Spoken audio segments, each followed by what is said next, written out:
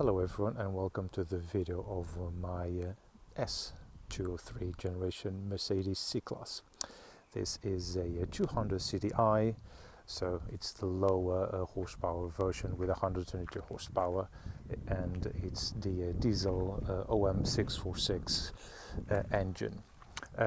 This being a 2007 car makes it one of the last of the 203 generation that was sold in the UK. Because not long after the 204 generation was launched later in 2007. As with many other diesel cars, they are equipped with an EGR, or exhaust gas recirculation valve, and there is a tendency for this valve to accumulate a lot of soot and carbon deposits on it. And one of the causes is particularly the puff of smoke that is generated on the exhaust when you press hard during an overtake or under certain heavy acceleration. This is the exact problem that I've got. The car hasn't got any high fuel consumptions. It does drive really well, but it's just really that big puff of smoke that it creates when you see on your rear mirror and when you're doing an overtake or when you accelerate really hard. So I'm going to have a look at the EGR valve and see what's going on. Let's just pop the bonnet.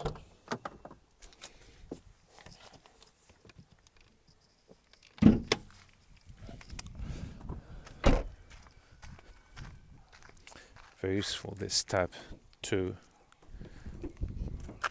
the bonnet, and here it is, the mighty OM646. And this is one thing, although I'm a big car fan in general, I do love these service tabs from the bonnet, just being able to make it very wide open. So this is the engine cover. Let's just take it off, something that every single car now has. From several sides,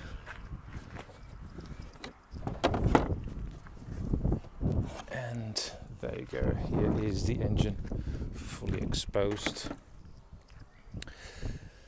So that's where the air filter is located.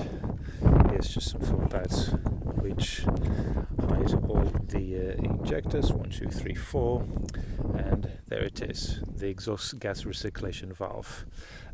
One of the things that I do recommend, because I've heard that the EGR valves are usually very stiff and they're very tightly gripped to that section over there.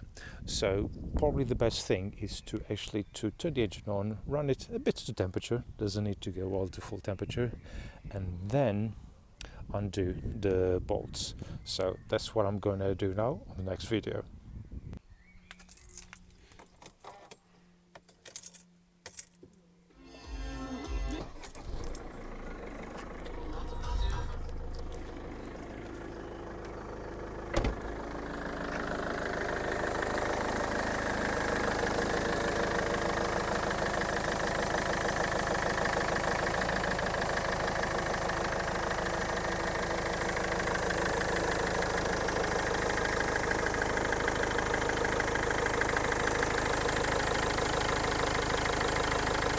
Okay, now that the engine has warmed up a bit more, I'm going to remove the EGR valve.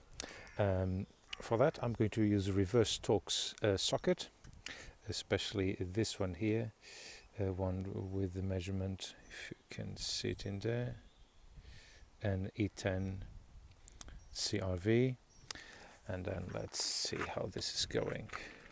Might not be very easy doing this one-handed.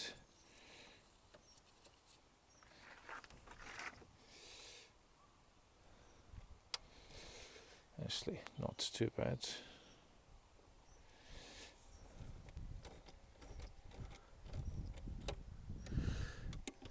And I think I have to remove that thing over there.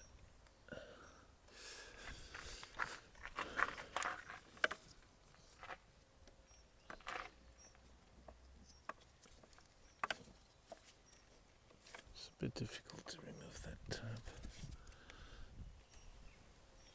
Okay, let's try this again. A flat screwdriver should do the trick.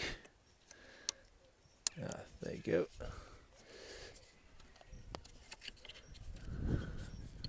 Just put this on the side. Put here, so I don't forget the tools.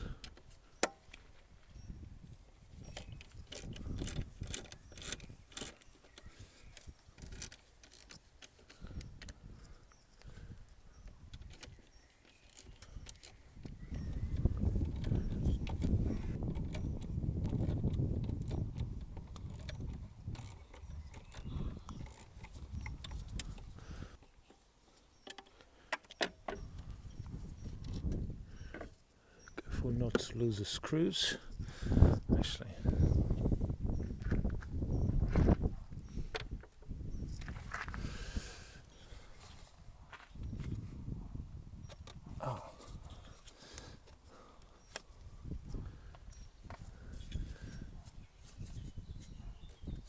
There is some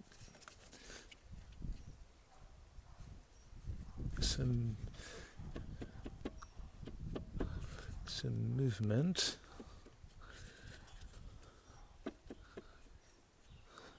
I'm just going to try to lift it whilst turning a bit, and this might take a while actually.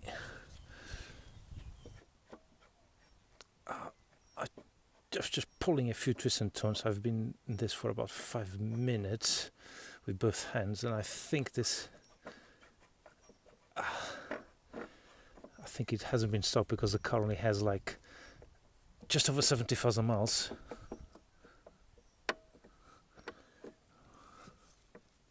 And also it's convenient to push this bracket out of the way, because that will stop it going up as well.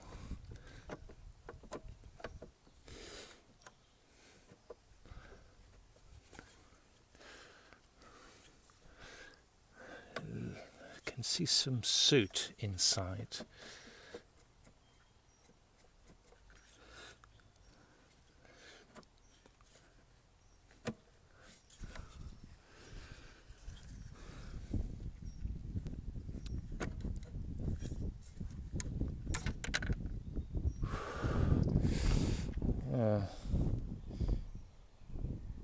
Yes, there isn't a massive carbon buildup actually, like a proper crust.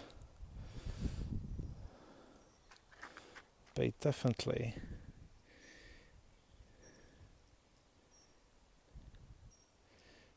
there is some soot just right at the top.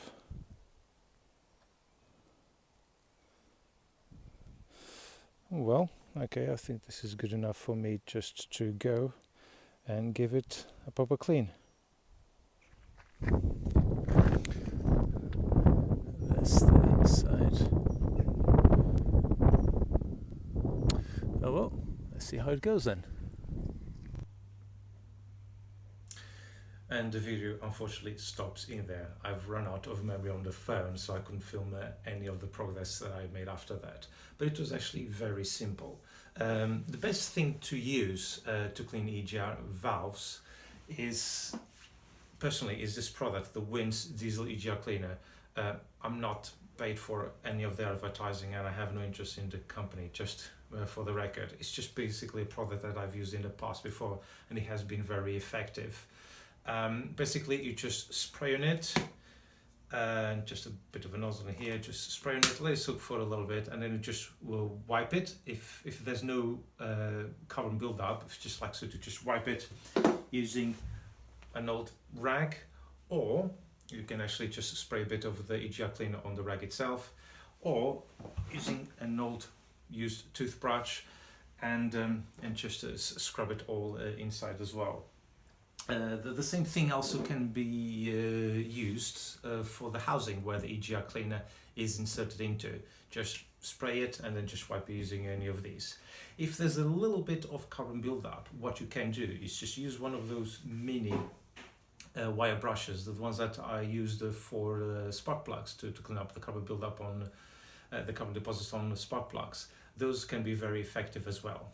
And basically, you just clean all that, leave it nice and clean, and then just fit it again back into the car, which is basically the reversal of the process that I've just used on the video before. It's very simple, straightforward. Just one note, as you probably noticed, the bolts that secure the EGR valve in place, they have a bit of thread lock. Just use that again in order to tighten the bolts, everything back again. And that's it. Oh, and by the way, that little red cap you see on the film in there, that is for the oil. So basically it's just a little cap, because those cars don't come with a dipstick. You just simply use that and can use that to do your oil change. Basically, if you use one of those vacuum pumps where you just insert a tube all the way down. But I prefer actually to do oil changes by just using the sun plug anyway. Afterwards, after cleaning the EGR and the housing inside everything, I took the car for a run, and you could see actually there was a little bit of improvement, not massively. But it's also a characteristic of the diesel engines. When you just press really hard acceleration, there's always a little bit of puff of smoke, but this time there was a bit less. Other thing is also check the air filters as well. The car that I had, the service was done just over a year before, so about 8,000 miles before I took the EGR valve. And I took the air filter out just to have a look at it, and I noticed it was a little bit dirty. There was a little bit of dead bugs and mini dead leaves and debris from leaves and things like that. So it was a little bit dirty. So I thought, okay, just you have nothing to lose. The car was due for service soon anyway, so I replaced the air filter, and I saw a little bit more improvement, and the puff of smoke was almost non-existent. It still happens with diesel engines, don't forget. There's always a bit of unburned fuel, and that happens. But the engine run actually better after these two things were changed. So there you are. Thank you very much for watching, and I'll see you on the next Mercedes video.